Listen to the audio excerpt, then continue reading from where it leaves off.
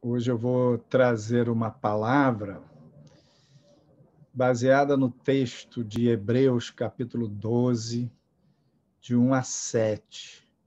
De certa maneira, é uma continuidade daquela outra mensagem sobre a letargia, o cansaço e o sono. Eu vou compartilhar, então, aqui o texto. Hebreus 12, de 1 a 7.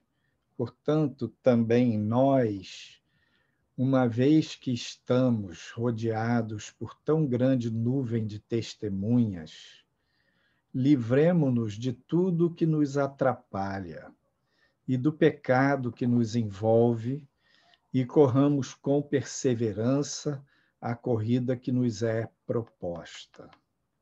Tendo os olhos fitos em Jesus, autor e consumador da nossa fé. Ele, pela alegria que lhe fora proposta, suportou a cruz, desprezando a vergonha, e assentou-se à direita do trono de Deus. Pensem bem naquele que suportou tal oposição dos pecadores contra si mesmo, para que vocês não se cansem nem desanimem. Na luta contra o pecado, vocês ainda não resistiram até o ponto de derramar o próprio sangue. Vocês se esqueceram da palavra de ânimo que ele lhes dirige como a filhos. Meu filho, não despreze a disciplina do Senhor, nem se magoe com a sua repreensão, pois o Senhor disciplina quem ama e castiga todo aquele a quem aceita como filho. Suportem as dificuldades, recebendo-as como disciplina. Deus os trata como filhos, pois qual o filho que não é disciplinado por seu pai? Hebreus 12, de 1 a 7. Então, queridos,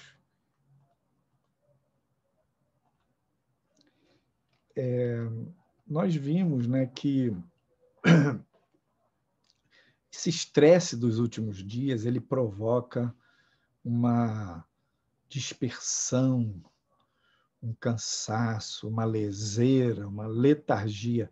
A letargia é como se a pessoa estivesse lenta, preguiçosa, desanimada, anestesiada, Também a correria do dia a dia, trabalho na obra de Deus, gera cansaço. Então, tem um cansaço que é legítimo, que é saudável, e tem um cansaço que é porque a gente está se sobrecarregando.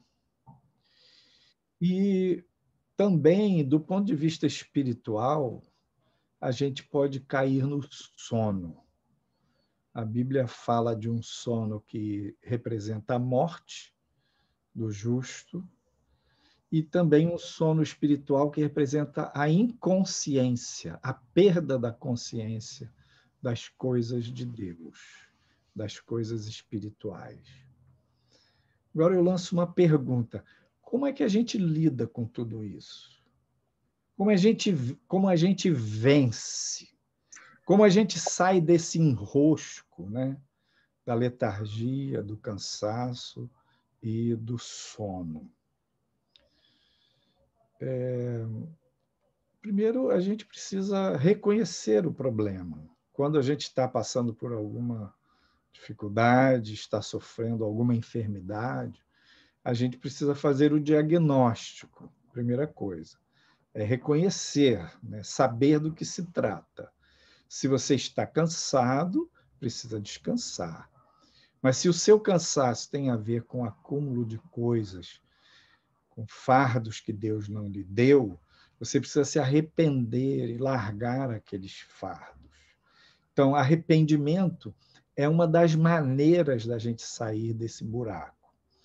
A outra é mudar a nossa mente, é a gente fazer uma mudança no pensamento, uma mudança na nossa maneira de ver, uma mudança nas nossas crenças. É escolher tomar a nossa cruz, é escolher seguir a Cristo. Por aí vai a mudança. Na questão do arrependimento, tem uma frase de Jeremias que eu acho muito preciosa. Ele diz assim: converte-me, Senhor, e converter-me-ei. Sara-me e serei sarado. Então, o profeta está pedindo a Deus para convertê-lo. O profeta está pedindo a Deus para sará-lo. Por outro lado, a Bíblia também manda: convertei-vos, arrependei-vos e convertei-vos. Então, isso é tarefa de Deus ou é nossa? É uma dobradinha de Deus conosco. Quando ele diz: converte-me, converter-me-ei, sara-me, serei sarado, ele está saindo do estado em que ele se encontrava, se voltando para Deus e pedindo a Deus: me ajuda, Senhor, a me converter. Me ajuda, Senhor, a me arrepender dessa letargia. Sempre me lembro de um rapaz, um homem que nós fomos visitar. Ele era dependente químico, tinha sido do S8, depois tinha se afastado, estava envolvido com muita droga, bebedeira, teve vários acidentes de carro. E ele disse assim: não importa o jeito que eu chegar em casa, de madrugada, bêbado, drogado, eu faço uma oração. Eu fiquei curioso para saber a oração dele, né? Ele disse: eu sento na cama e digo: Senhor, tem misericórdia de mim, e deito. Todo dia o cara fazia essa oração. E o Senhor restaurou esse homem, levou ele de volta para os caminhos dele e abençoou a vida dele. Então, arrependimento, mudança de mente, né? Mudança na nossa conduta. Então, a mudança na conduta tem a ver com o convertei-vos. E mudança na conduta é mudança no comportamento, é mudança na ação. Então, você começa com um reconhecimento do problema, você busca um arrependimento, você muda a mente, muda os seus pensamentos, busca uma mudança nas suas crenças e você toma uma atitude interna. Você decide que vai mudar. Você escolhe mudar. E essa escolha, você faz ela se traduzir em comportamento. Então, se você está dormente, se você está cansado, se você está lesado, né, letárgico, anestesiado na vida espiritual, você precisa se arrepender, mudar sua mente e escolher sair desse estado. E aí você pode orar assim: Senhor, converte-me e converter-me-ei. Veja bem, pode ser que você não esteja nem letárgico, nem sonolento, mas você esteja cansado. Cansado até de fazer a obra de Deus, mas você esteja acomodado. Acomodação intensa vai para a letargia, né?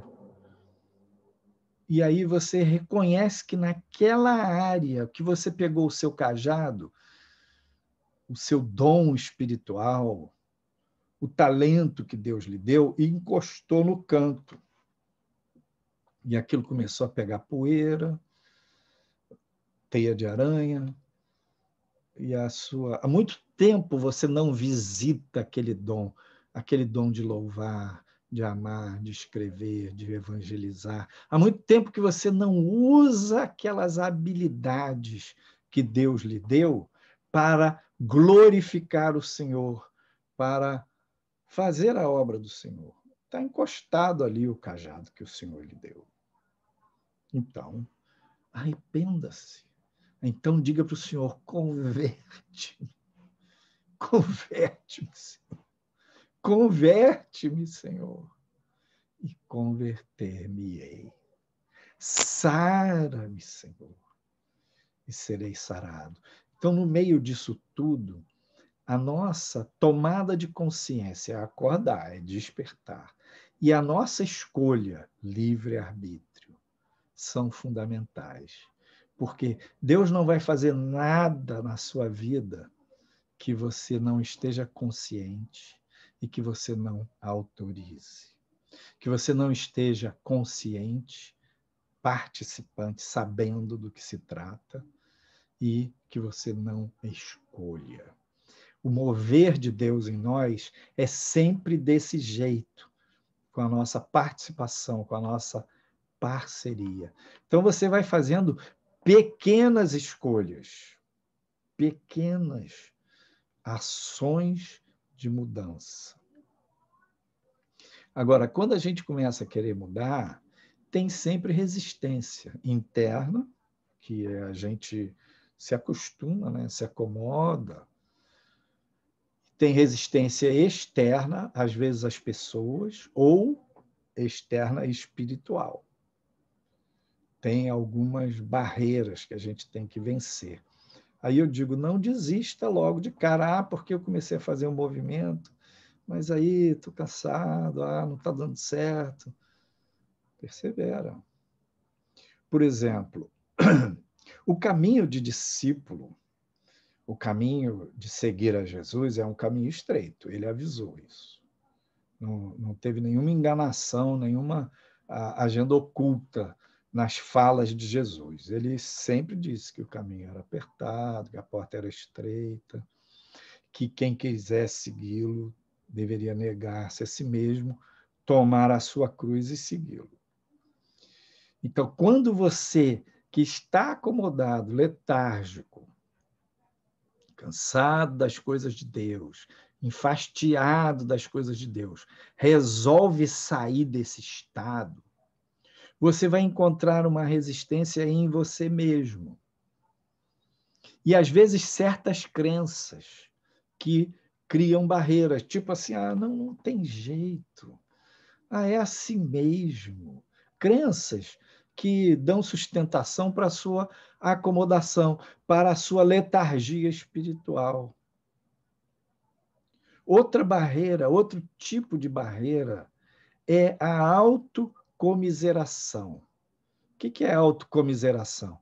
É você sentir pena de você mesmo. No meio do caminho, a vida impõe sofrimentos, dores, perdas, lutos. E é duro, viver é difícil.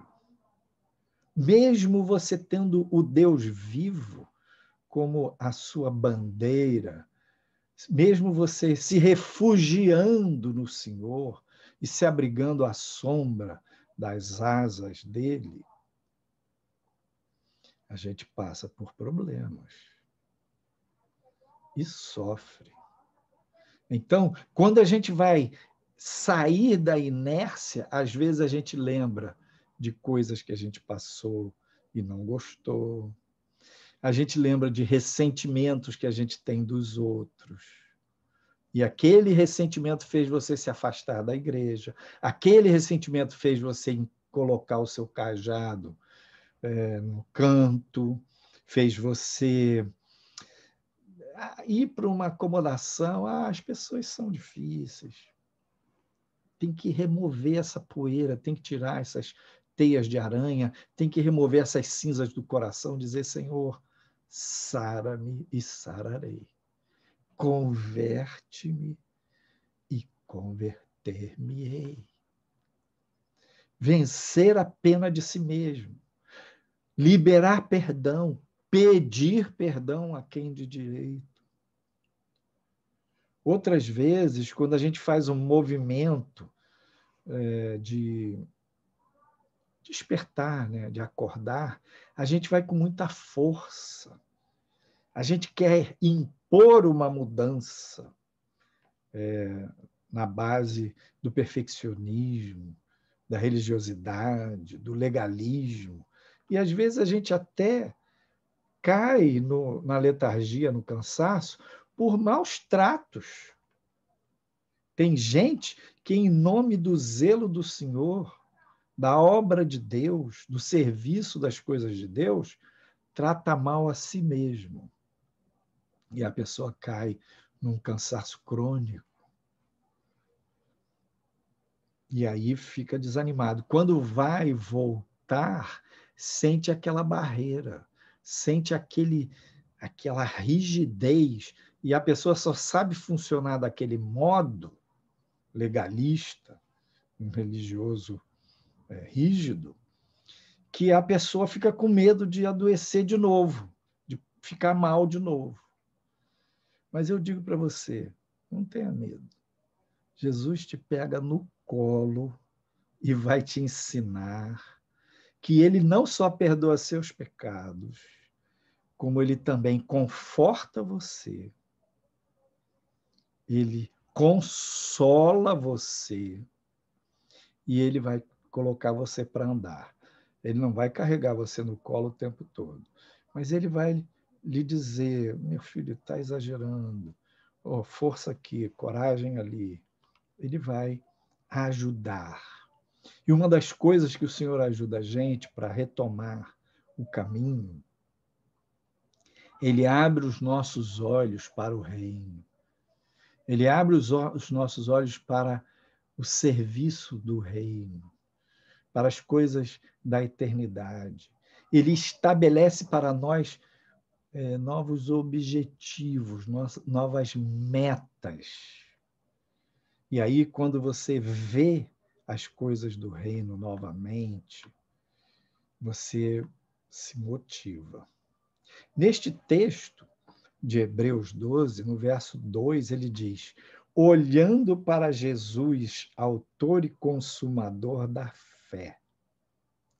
Então, uma das estratégias para você sair do buraco, para você sair da leseira, da canseira, da acomodação, é olhar para Jesus. Porque ele é o autor da sua fé. Foi ele que gerou fé dentro de você. Olha para Jesus. Volte a sua mente, volte o seu coração para aquele que é o seu Salvador, para aquele que é o seu Senhor.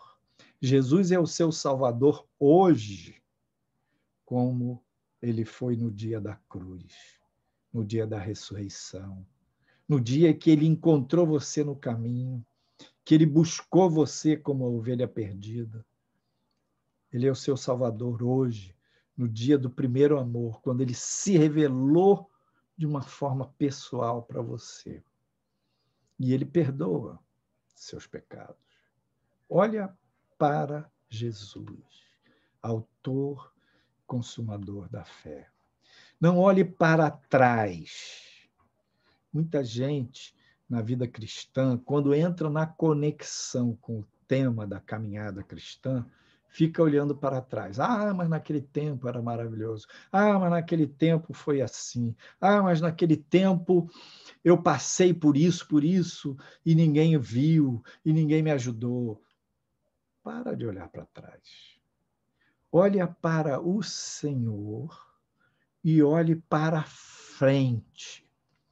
Uma das coisas que nos motiva no reino de Deus é olhar para Jesus e, a partir dele, ele vai iluminar seus olhos e você vai ver o reino.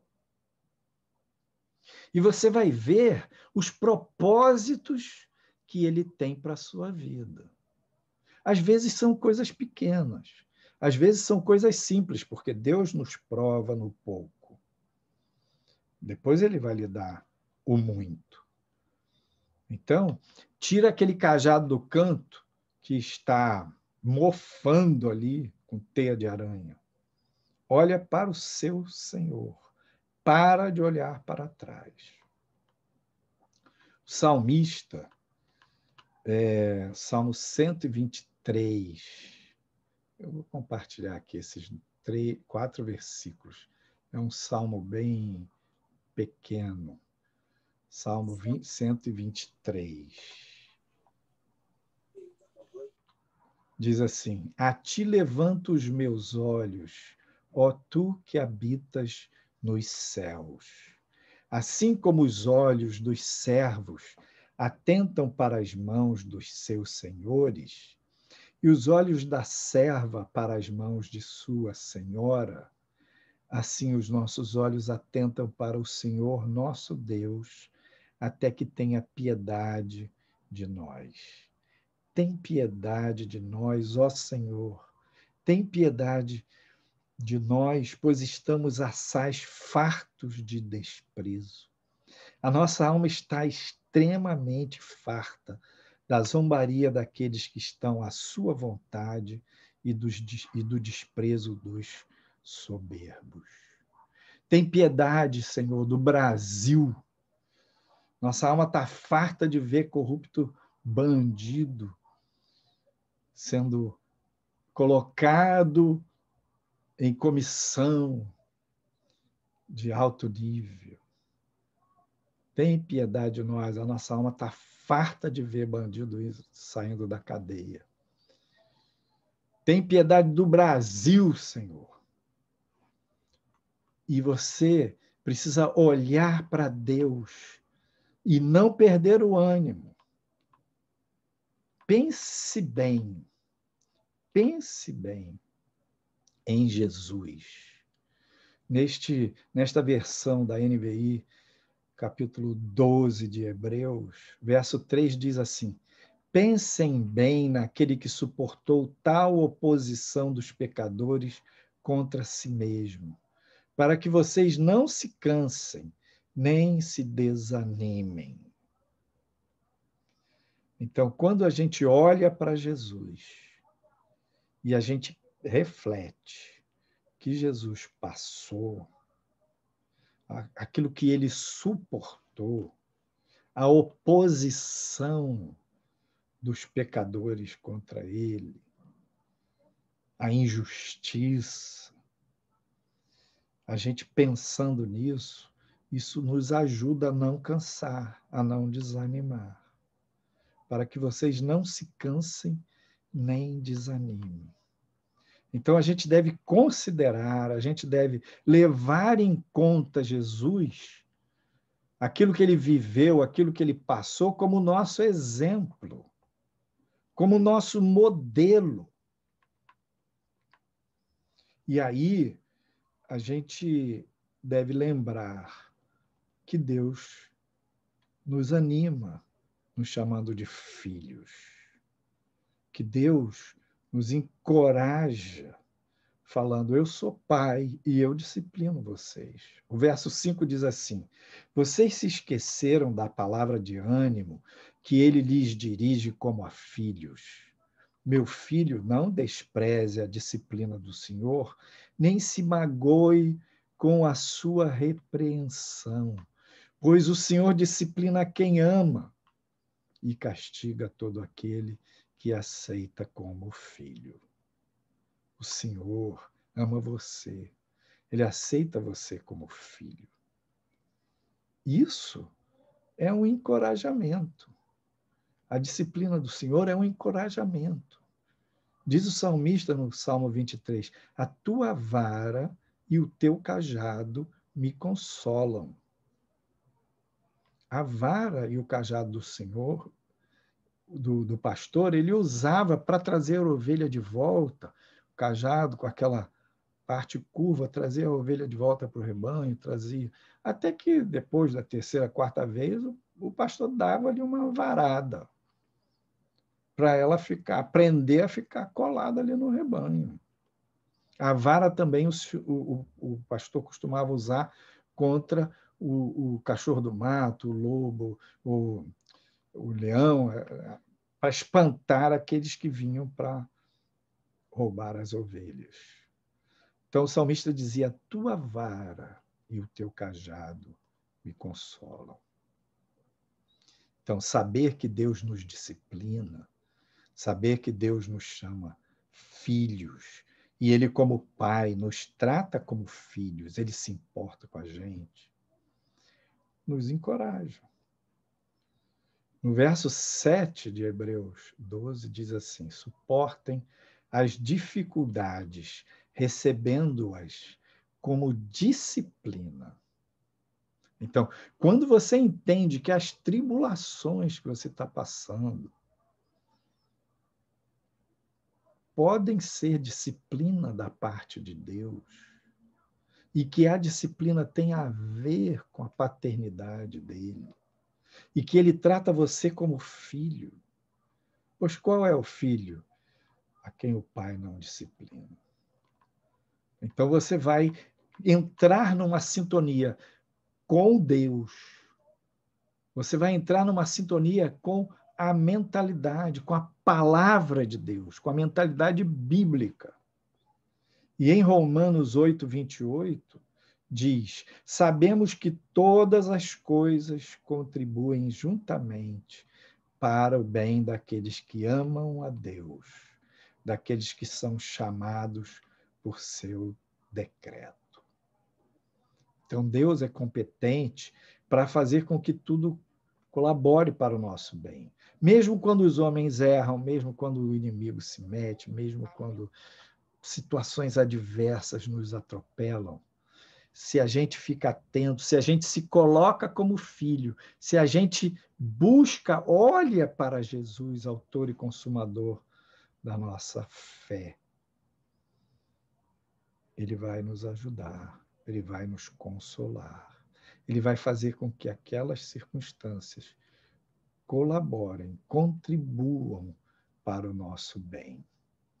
1 Coríntios, capítulo 10, verso 13 e 14, Paulo diz assim: não veio sobre vós tentação senão humana, mas fiel é Deus, que não vos deixará tentar acima do que podeis. Antes, com a tentação, dará também o escape para que a possais suportar. Então, quando você aceita a disciplina de Deus e você começa a pensar que Deus tem coisas boas, transformar aquela dor em bem para a sua vida, a acreditar nisso, aceita andar no caminho estreito atrás de Jesus, olhando para Ele, você vai começar a ver a mão de Deus, mesmo na sua dor, mesmo no seu sofrimento. Quando a gente está passando por algum problema, não é que a gente tenha que rezar na cartilha do conformismo absoluto. Tudo é a mão de Deus. Nem tudo é a mão de Deus. Às vezes é a mão do homem, a mão do inimigo, das circunstâncias. Então, às vezes, você está sofrendo porque semeou sementes ruins. Você está colhendo por causa do seu comportamento anterior. Então, precisa reconhecer quando a semente plantada era uma semente ruim e agora a colheita está sendo ruim. Se arrependa. Mas nisso também a mão de Deus pode ajudar você no arrependimento. Mas quando os homens vêm te perturbar, cometem injustiça, você tem o direito de se posicionar, de buscar seus direitos. Né? Quando o mal te ataca, o inimigo te perturba, você tem o direito de orar. Paulo percebeu uma perturbação do inimigo na vida dele, um mensageiro de Satanás, que ele chama de espinho na carne, acerca do qual eu orei 3 vezes, disse Paulo. Então ele orou uma vez, ele orou outra vez, ele pediu ao Senhor, me livra desse mal. E o Senhor respondeu para ele: a minha graça te basta. Então, o crente, ele não vai andar no caminho estreito com a cartilha do conformismo debaixo do braço. Não. Nós, com Jesus, a gente aprende a lutar, a gente aprende a guerrear, a gente aprende a abrir espaço, a gente aprende a conquistar coisas boas, a ter coragem, a se posicionar. Porém, a gente aprende a ser manso e humilde de coração. A gente aprende a não se rebelar, a não murmurar. A gente aprende, mesmo em circunstâncias muito adversas, a ver a mão do Senhor. Mesmo quando o inimigo se mete, e a gente já orou 1, 2 e 3 vezes. Mesmo quando as injustiças dos homens advêm sobre a nossa vida, a gente se quebranta diante do Pai. Não adianta você ficar revoltado com o mundo, revoltado com governos, revoltado com as circunstâncias. Adianta sim você clamar pelo Brasil, clamar para mudanças, mas ao mesmo tempo se colocar. Pensa minha mão direita como a minha cabeça e a mão de Deus está aqui, então eu vou curvar minha cabeça e vou me colocar debaixo da poderosa mão de Deus. Então, nesse meio tempo, para sair da letargia, da sonolência espiritual, do cansaço, eu me arrependi dos meus pecados, de semeadura ruim que eu fiz, de tempo mal gasto. Eu liberei perdão, eu me arrependi da minha acomodação espiritual, de ter enterrado meus talentos, não quero rezar nessa cartilha. E eu estou olhando para Jesus e dizendo, Senhor, converte-me, Senhor, converter-me-ei. Sara-me, Senhor, e serei sarado. E eu começo a buscar o Senhor em todas as circunstâncias e me coloco debaixo da mão do Senhor. E aí, rendido, submisso a Deus. Olha, a coisa mais maravilhosa que você pode experimentar é estar submisso a Deus. Estar entregue a Deus, rendido aos pés do Senhor. Porque Ele é bom. E a sua misericórdia dura para sempre. Porque Ele consola a gente. Porque Ele nos toma pela mão e diz, minha filha, eu estou contigo, meu filho, eu te guio. Não desanima, não. Vamos em frente. Olha para o alvo. Olha para adiante. Paulo, ele diz assim, em Filipenses, capítulo 3, versos 13 e 14, irmãos, quanto a mim, não julgo que o haja alcançado. Mas uma coisa faço, e é que, esquecendo-me das coisas que atrás ficam e avançando para as que estão diante de mim, prossigo para o alvo pelo prêmio da soberana vocação de Deus em Cristo Jesus. Filipenses 3, 13 e 14. Então, sair do buraco, sair do atoleiro, implica em se converter, se arrepender, em olhar para Jesus, em buscar, liberar perdão, pedir perdão, largar as mazelas, largar a peninha de si mesmo, retomar a sua cruz, submeter-se debaixo da mão de Deus e olhar para o alvo, olhar para aquelas metas, olhar para aqueles objetivos que Deus traçou para você, olhar para o reino, olhar para adiante, não ficar olhando para trás. E, finalmente, neste texto de Hebreus, ele dá toda uma conotação de que a gente precisa perseverar nesse mover para a gente sair do buraco. Às vezes, você faz um movimento de sair da letargia, em uma área da sua vida, mas logo a preguiça ganha força, logo o desânimo bate e você não persevera. Aí não vai dar certo. O inimigo vem no pé do seu ouvido e diz: não tem jeito não. A sua vida é assim mesmo, vai ser assim mesmo. Você não tem jeito, que você nunca vai ser uma pessoa espiritual. Mentira, Jesus veio para você. Jesus chama você para ser discípulo.